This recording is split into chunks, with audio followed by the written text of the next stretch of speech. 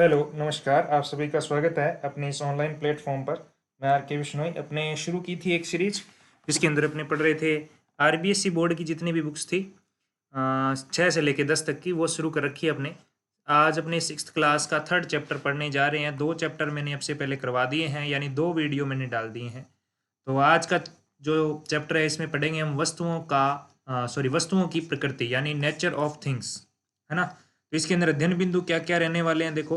एक तो है वस्तुओं के समूह बनाना, वस्तुओं का वर्गीकरण है स्रोत के आधार पे। फिर है वस्तुओं के गुण, जैसे चमक, कठोरता, चुंबकीय, विलेयता, अविलेयता, पारदर्शिता क्या होती है, घनत्व क्या होता है, ये सारी चीजें अपने आज इसमें सीखेंगे। तो इसमें सबसे पहले देखना, वस्तुओं के समूह बनाना। समूह बनाने के अंदर कुछ नहीं है ज़्यादा। अपने देखो, बाजार से, घर में, कक्षा में, अपने मैदान के आसपास विविध प्रकार की वस्तुएं देखी है जिनका उपयोग हम दैनिक जीवन में करते हैं। जैसे पुस्तक है, ऊन है, खाना पकाने के बर्तन, आभूषण, वस्त्र, खिलौने, रबड़, कुर्सी, पानी, ये सारी चीज़ें हो जाती है। कुछ वस्तुएं प्रकृति में पाई जाती है और कुछ जो है मनुष्य द्वारा निर्मित होती है। जो प्रकृति से मिलती है वो प्राकृतिक है, और मनुष्य द्वारा बनाई जाती है उसको मनुष्य से जो बनाई जाती है उनको क्या कहते हैं, संश्लेषित कह सकते हैं आप।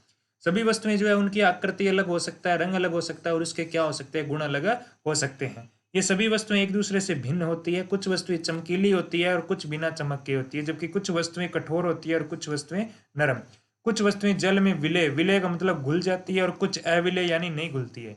जिन वस्तुओं के गुण समान होते हैं उन्हें एक समूह में रखते हैं, और जो अलग होते हैं उनको अलग रखते हैं। ये सभी वस्तुएं किन पदार्थों की बनी है, इन प्रश्नों के उत्तर का पता हम इस अध्याय में लगा सकेंगे, है ना। तो बात करते हैं अपनी स्टार्टिंग जो हो रही है, वस्तुओं का वर्गीकरण यहीं से शुरू करेंगे। अपना जो मेन टारगेट जो है वो यहीं से होने वाला है, यानी मेन जो काम की बात है वो यहीं आएगी। वस्तुओं का वर्गीकरण स्रोत के आधार पे।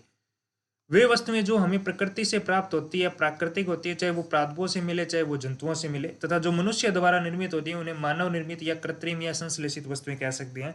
इन वस्तुओं के गुण क्या होते हैं, अलग अलग होते हैं। जैसे यहाँ पे एक गतिविधि भी दे रखी है, आप देख सकते हैं। इसके अंदर आपकी कुछ वस्तुएं दी हुई है, इनमें से अपने को क्या करना है, अलग अलग करना है, कौन प्राकृतिक है और कौन मानव निर्मित है।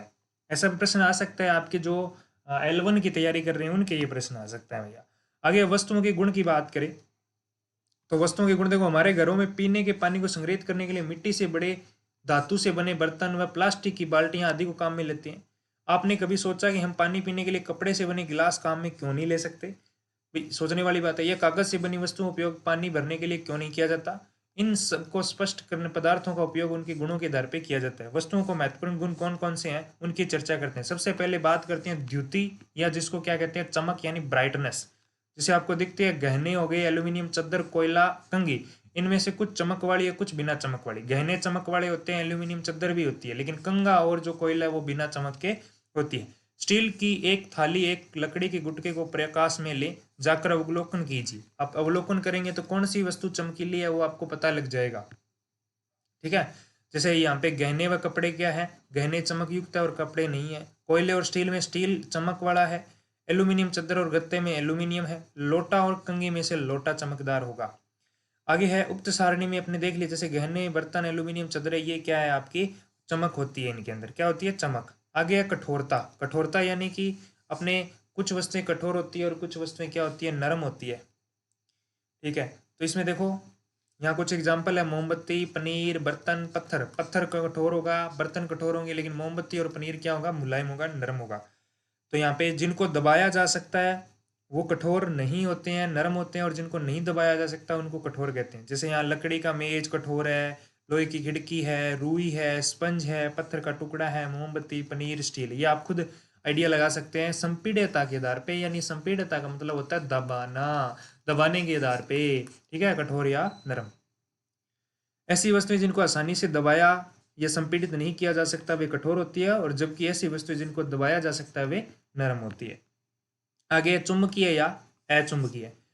तो कुछ वस्तुएं जो होती है, आलपिन लोहे की चाबी वगैरह, चुंबक के पास में ले जाने पे चुंबक के चिपक जाती है, तो ये वस्तुएं चुंबक की ओर आकर्षित होती है, यानी उसकी तरफ खींची जाती है। जबकि यह क्रिया पत्थर के टुकड़े, पेंसिल, प्लास्टिक से करोगे तो वो नहीं चिपकेगी।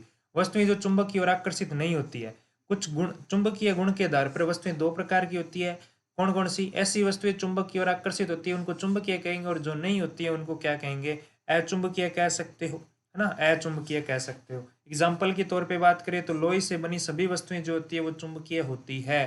प्लास्टिक व लकड़ी की बनी वस्तुएं क्या होती है, अचुंबकीय होती है। निम्न में से कौन सी चुंबकीय नहीं है, ऐसा प्रश्न आपकी पूछा जा सकता है। ठीक है, आगे विलेयता और अविलेयता। ठीक है, अब यहाँ पे एक एग्जाम्पल से आप समझ सकते हो, जैसे 4 बीकर लिए ABCD। मैं सीधा समझा देता हूँ। यहाँ पे एक में तो चौक का पाउडर डाला, एक में चीनी डाली, एक में नमक डाला, एक में रेत डाला। तो चौक का पाउडर नहीं घुलेगा, अलग दिखेगा। चीनी घुल जाएगी, नमक घुल जाएगा, ये भी नहीं घुलेंगे। तो जो घुल गए वो तो विलेय हैं, और जो नहीं घुलते हैं वो अविलेय होते हैं, वो अविलेय होते हैं। ठीक है, इससे स्पष्ट होता है कि कुछ वस्तुएं जो जल में पूर्ण रूप से घुल जाती है वो विलेयशील होती है, जैसे चीनी नमक, और जो नहीं घुलती है वो अविलेय होती है, चौक का पाउडर हो गया या रेत होगी। कुछ द्रव जैसे नींबू का रस पानी में पूर्णतः मिश्रित हो जाते हैं। कुछ द्रव केरोसिन, सरसों का तेल, ये नहीं मिश्रित होते हैं। इसी प्रकार ऑक्सीजन गैस के जल में आंशिक रूप से विलय होती है, जबकि कुछ गैसें जल में अविलय होती है। तो ये याद रख सकते हैं। कार्बन डाइऑक्साइड गैस जल में घुलनशील होती है, इसलिए इसका उपयोग शीतल पेय पदार्थों में करते हैं। ये एक मोस्ट इंपॉर्टेंट है। कौन सी एक ऐसी गैस है जो जल में घुलनशील है, तो कार्बन डाइऑक्साइड। जितनी भी आप कोक पीते हो या जो भी ड्यू वगैरह है उनमें कौन सी गैस भरी होती है भैया, CO2 गैस भरी होती है। आगे पारदर्शिता। तो पारदर्शी का मतलब जिसके आर पार दिखता हो, सिंपल सी। अतः ऐसी वस्तुएं, यहाँ पे सीधा सीधा आप इसी पे आ जाओ, ऐसी वस्तुएं जिनके आर पार देखा जा सकता है, पारदर्शी। और जिन जैसे कांच या पानी हो गया जिसमें आपकी फोटो दिख सकती है, ऐसा भी कह सकते हो आप। जिनके आर पार नहीं देखा जा सकता वो अपारदर्शी है, जैसे लकड़ी, नोटबुक, धातु से बनी वस्तुएं जो है वो है अपारदर्शी। तो आगे ये एक एग्जाम्पल दिया हुआ है, गतिविधि है, ये आप कर सकते हैं। और जिन ऐसी वस्तुएं जिनके, देखो, एक तो है पारदर्शी और एक होती है अपारदर्शी। जिनके नहीं दिखता वो अपारदर्शी, जिनके दिखता है वो पारदर्शी। लेकिन कुछ में कुछ कुछ दिखता है, थोड़ा थोड़ा दिखता है, उनको क्या कहते हैं, पारभासी। यानी पूर्णतः स्पष्ट रूप से नहीं दिखते, धुंधला धुंधला दिखाई देता है आर पार, उनको पारभासी कहते हैं। आगे एक घनत्व, डेंसिटी। डेंसिटी क्या है, देखो, पानी में डाले जाने पर तैरती है, कुछ वस्तुएं डूब जाती है। आपने कागज की नाव पानी पर तैराई होगी। लकड़ी, पौधे, तिनके, पत्तियां जैसी हल्की वस्तुएं पानी में तैरती है, लेकिन लोहे की कील, चम्मच व धातुएं पानी में डूब जाती है। अपने आसपास की वस्तुएं लेकर उन्हें पानी में डालकर पता कीजिए कौन सी वस्तुएं पानी में तैरती है तथा कौन सी डूब जाती है। इनकी अलग अलग अपने को क्या बनानी है, एक लिस्ट बनानी है। समाज, जिन वस्तुओं का घनत्व जल के घनत्व से कम होता है, जिनका घनत्व जल से कम होता है वे जल की सतह पर तैरती है, तथा जिनका घनत्व जल से अधिक होता है वे डूब जाती है। घनत्व का सिंपल सा लॉजिक आप ये लगा सकते हो कि आपके पदार्थ के कण कितने पास पास में है। जैसे ये कण है और एक जो है वो इस तरह से है, तो दोनों में से किसका घनत्व ज्यादा, 1 नंबर का या 2 नंबर का। अब आपको 1 नंबर में कण पास पास में, तो इसका घनत्व ज्यादा, इसमें घनत्व जो है वो कम होगा। यानी एकांक आयतन में उपस्थित द्रव्यमान को क्या कहा जाता है, घनत्व कहा जाता है। इसके लिए आप गतिविधि भी कर सकते हो। एग्जाम्पल क्या है, किसी पदार्थ के इकाई आयतन के द्रव्यमान को उसका क्या कहते हैं, घनत्व कहते हैं। ये मैंने आपको डेफिनेशन बता दी है, कोई दिक्कत वाली बात नहीं है। तो ये अपना कौन सा चैप्टर था, 3rd चैप्टर जो है वो कंप्लीट होता है। तो कौन सी वस्तु चमकीली, आप बता सकते हो इनमें से सोना, चौक, पाउडर, लकड़ी, केरोसिन, है ना। निम्न में से कौन सी वस्तु जल में घुलनशील है, ये भी आप बता सकते हो।